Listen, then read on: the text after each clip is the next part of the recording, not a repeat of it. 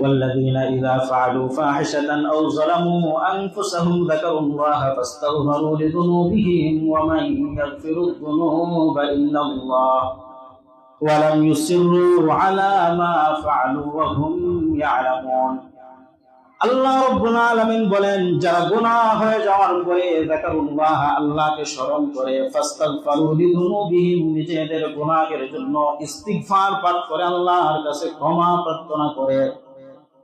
ওয়া মান ইয়াগফিরুয যুনুবা ইল্লাল্লাহ, বান্দা ভালো করে জানে আমি যে গুনাহ করলাম, আমি যে অপরাধ করলাম, আমার এই গুনাহটা আল্লাহ ব্যতীত অন্য কেউ মাফ করতে পারবে না।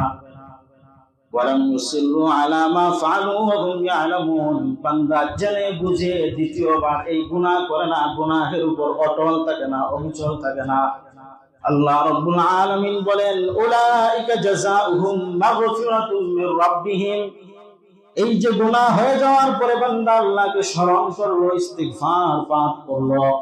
আল্লাহ রাব্বুল আলামিন বলেন ইস্তিগফার করার কারণে তাদের রবের পক্ষ থেকে তাদের জন্য প্রতিদান হলো, তাদেরকে তাদের রব মাফ করে দেন। সূরা নূহ